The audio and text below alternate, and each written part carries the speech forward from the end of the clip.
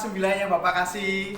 Bagaimana kabar kalian? Semoga kalian semua dalam keadaan yang sehat dan selalu dalam lindungan Tuhan Yang Maha Kuasa. Anak-anak yang terkasih, hari ini kita akan ada bimbingan dan konseling bersama Pak Yohan.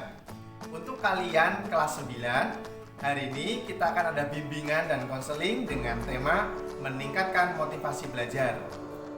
Bagaimana kalian meningkatkan atau caranya meningkatkan motivasi belajar? Tentunya kalian sudah penasaran. Mari kita lihat lebih lanjut. Pagi anak-anak kelas 9 yang terkasih.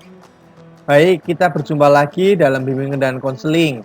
Kali ini kita akan belajar bersama bagaimana cara dan seperti apa meningkatkan motivasi belajar. Tentunya bersama saya ya, Bapak Yohanes Purnomedi.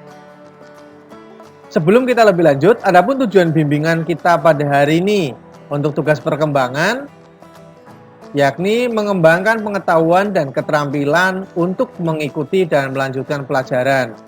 Tujuan umumnya, peserta didik atau konseli dapat menerapkan sikap dan kebiasaan yang benar dalam belajar sehingga dapat membangkitkan semangat belajar. Dengan tujuan khususnya ada dua. Peserta didik atau konseli dapat memahami pengertian motivasi belajar. Dan yang kedua, peserta didik atau konseli dapat memahami faktor-faktor yang harus diperhatikan dalam meningkatkan motivasi belajar. Sebelum kita lanjut lagi, Bapak mau mengajak kalian semua untuk ice breaking. Yuk kita ice breaking dulu. Bisakah kalian menemukan wajah orang? Ada berapa jumlahnya? Bila kalian tahu dan merasa jawaban kalian benar, silakan tuliskan di kolom komentar ya. Adapun pengertian motivasi anak-anak. Motivasi adalah daya penggerak di dalam diri seseorang untuk berbuat sesuatu. Seperti halnya seorang ayah yang ingin menafkahi keluarganya. Beliau akan melakukan segala sesuatu demi tercapainya atau terwujudnya keluarga yang sejahtera. Nah, sedangkan motivasi berprestasi dalam belajar yaitu suatu dorongan atau kebutuhan dalam diri seseorang untuk meraih hasil belajar atau prestasi tertentu. Motivasi ini ditandai dengan adanya dorongan untuk berusaha keras mencapai prestasi atau kinerja, bekerja dengan lebih baik, lebih efisien, dapat lebih cepat dari yang sudah-sudah atau yang sebelumnya, dengan maksud mendapatkan hasil yang sesuai dengan harapannya.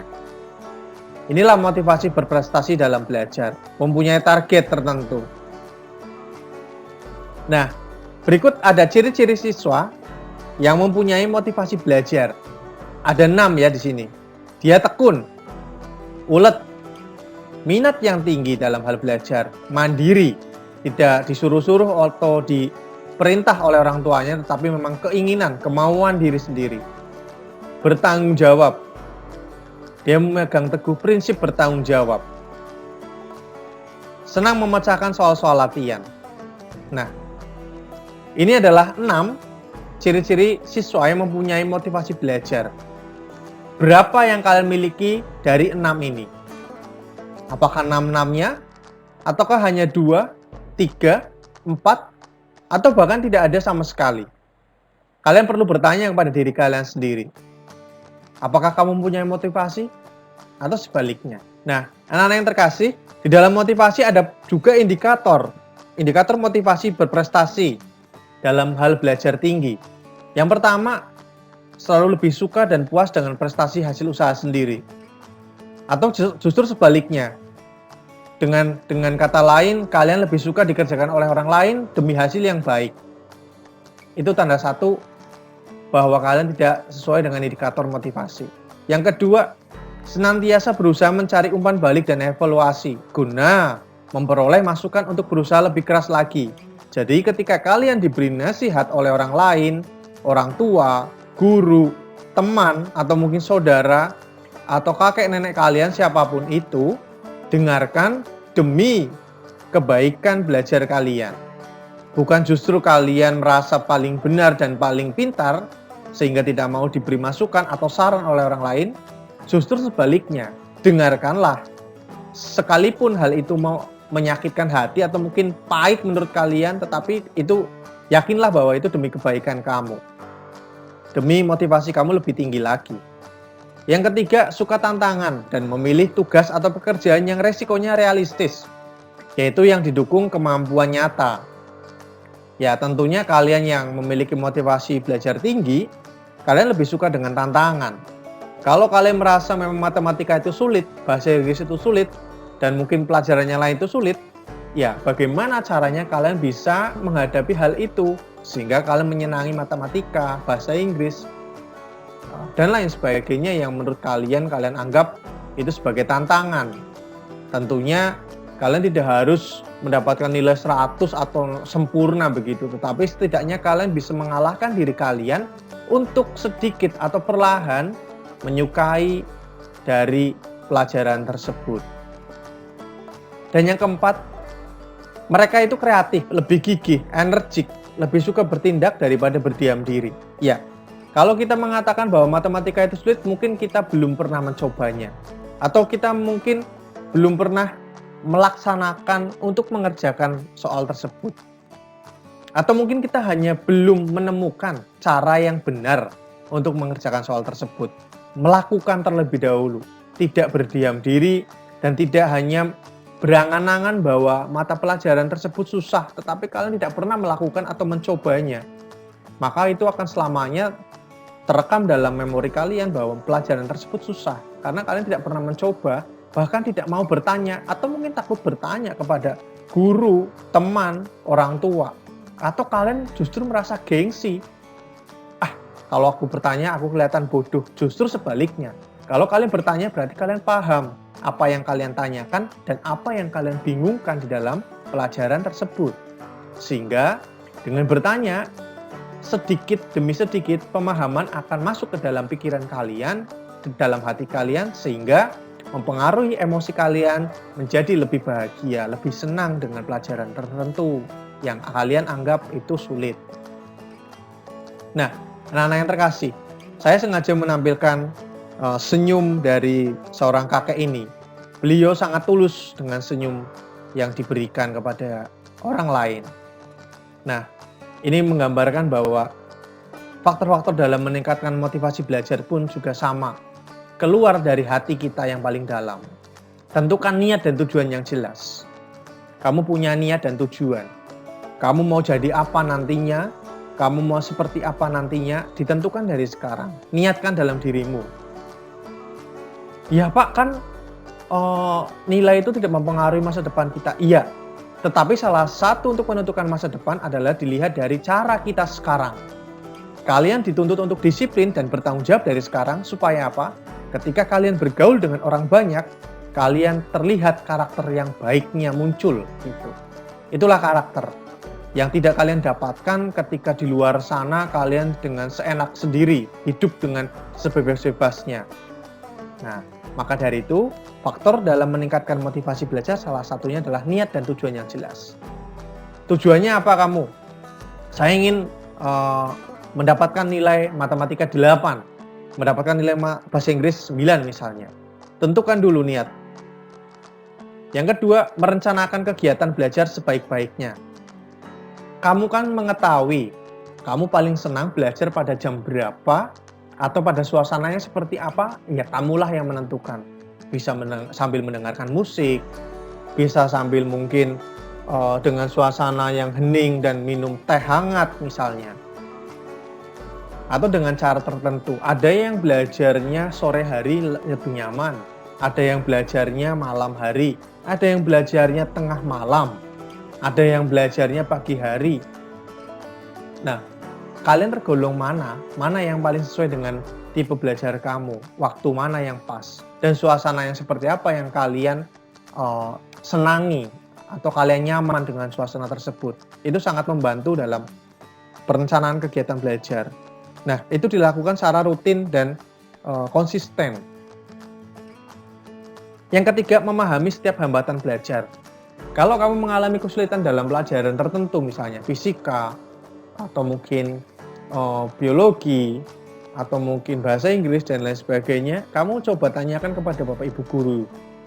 Kalau kamu memang malu, coba kamu melalui guru BK, wali kelas, atau mungkin guru, Bapak Ibu guru yang kamu anggap sudah sudah nyaman ketika kamu menyampaikan hal tersebut kepada Bapak Ibu guru itu. Sehingga nanti guru BK atau wali kelas atau mungkin Bapak Ibu guru yang lain bisa menyampaikan bila mana kamu mengalami hambatan di dalam mata pelajaran tertentu. Tetapi kalau memang kamu mengalami hambatan dalam dirimu sendiri, ya kamu cari solusinya.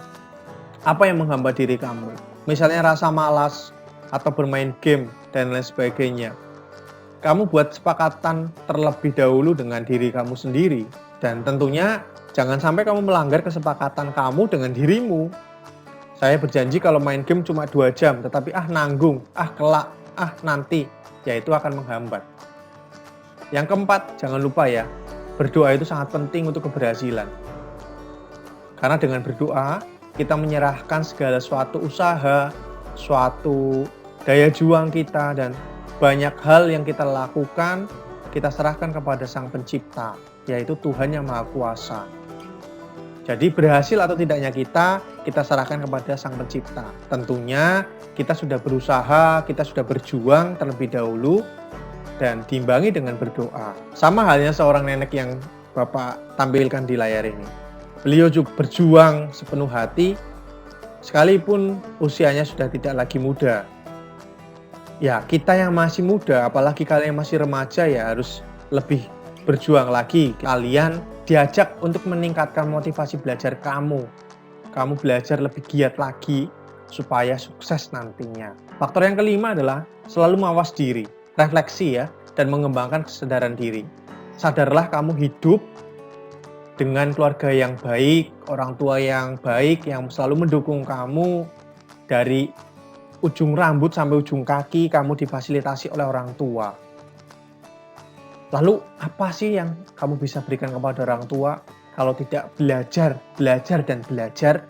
Yang keenam, mau menerima masukan dari orang lain. Ya, seperti yang Bapak katakan tadi di awal, kalau ada nasihat dari orang lain, masukan, saran, sekalipun itu menyakitkan atau mungkin membuat perasaan dan pikiran kamu tidak nyaman, hal itu demi kebaikan kamu, terimalah dengan baik. Yang ketujuh, memahami norma-norma tentang belajar yang baik.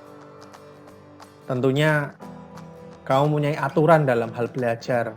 Ada cara belajar yang baik yang tentunya tidak melanggar hal-hal yang bertentangan dengan norma-norma sekitar yang ada di lingkungan kamu maupun di keluarga kamu. Yang kedelapan, mempunyai rencana masa depan. Apa sih cita-cita kamu? Apa sih? Kamu harus tahu loh cita-cita kamu apa. Yang penting jadi orang sukses. Iya, dalam hal apa? Pikirkan terlebih dahulu dari sekarang. Masih lama Pak? Ya, setidaknya kamu sudah ada gambaran. Sekalipun nanti ketika dewasa kamu berubah menjadi cita-citanya tidak sesuai dengan seperti sekarang, enggak masalah. Tetapi setidaknya kamu mempunyai rencana masa depan. 5 tahun yang akan datang mau kemana?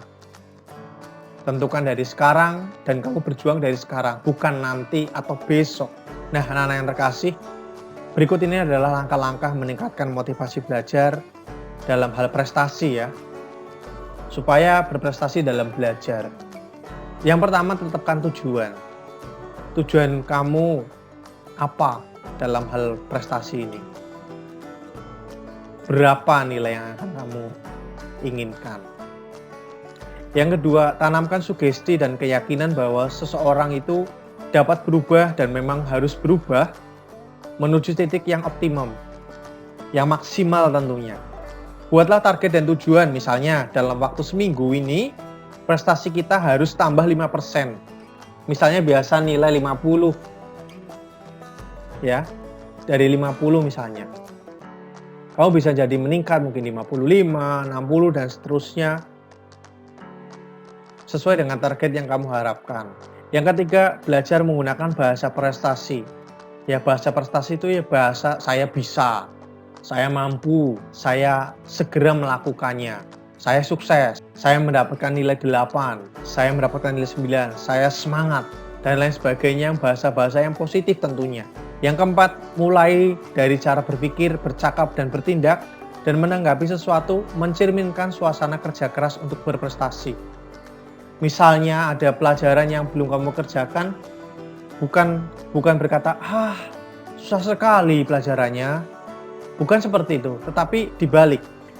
Saya akan coba untuk mengerjakannya. Saya akan lakukan. Saya akan melaksanakannya. Saya akan berusaha. Saya bisa. Nah, dari cara berpikir, bercakap, dan bertindak, itu akan menambah suatu semangat dalam hati dan pikiran kamu untuk melakukannya. Sekalipun di masa pandemi seperti ini, anak-anak. Yang kelima adalah belajar sendiri atau otodidak ya. Mereka berupaya menganalisis dirinya. Aku kurangnya apa sih? Di mana sih? Adakah perilaku, kebiasaan, dan cara berpikir yang kurang menguntungkan? Memanfaatkan motivasi. Dorongan dapat dibangun dari dalam diri. Self-motivation. Kamulah yang memberikan motivasi. Sehebat apapun orang lain memotivasi kamu, entah itu Mario Teguh misalnya, atau mungkin orang-orang hebat yang memotivasi kamu, kalau diri kamu tidak berubah atau tidak menanamkan dalam hati dan pikiran kamu untuk berubah, maka ya tidak akan berubah, anak-anak. Yang bisa mengubah diri kamu adalah diri kamu sendiri. Demikian juga dari dorongan dari luar ya, dapat dimanfaatkan misalnya dukungan emosional dan rasional dari orang-orang yang terdekat. Sangat penting dukungan dari keluarga, guru, teman, sahabat untuk meningkatkan motivasi belajar kamu. Nah, anak-anak yang terkasih, dapat Bapak simpulkan bahwa motivasi harus selalu ada dan dipelihara agar senantiasa hidup menggelora di dalam jiwa kita selamanya. Yang kedua, kalau kita kehilangan semangat, badan rasanya lemas, malas, tidak bergairah, tidak berdaya, bahkan merasa tidak berharga. Jadi, motivasi sangat diperlukan untuk keberhasilan seseorang dalam hal apapun, terkhusus berprestasi dalam belajar. Sekian bimbingan kita pada hari ini. Bila ada kata atau kalimat yang kurang berkenan di hati atau pikiran kalian, Bapak mohon maaf. Sampai jumpa di bimbingan dan konseling yang berikut. Nah, setelah kalian melihat tayangan video yang Bapak berikan tadi, semoga dapat bermanfaat untuk kalian sekalipun hanya sedikit. Tetapi semoga kalian semua bisa memaknai dari setiap kalimat yang Bapak sampaikan dalam tayangan video tersebut. Nah, kalian silakan terapkan dalam kehidupan kalian. Tentunya kalian bisa meningkatkan motivasi belajar kalian dari satu mapel ke mapel yang lain dan seterusnya hingga kalian lulus dari SMA Sinkarolus. Nah, sekarang Bapak izin pamit. Bila ada kata yang kurang berkenan dalam hati kalian, Bapak mohon maaf. Sampai jumpa di pertemuan BK yang berikutnya. Salam sehat, salam semangat. Salam Tarakanita, satu hati, satu semangat, Tarakanita, yes!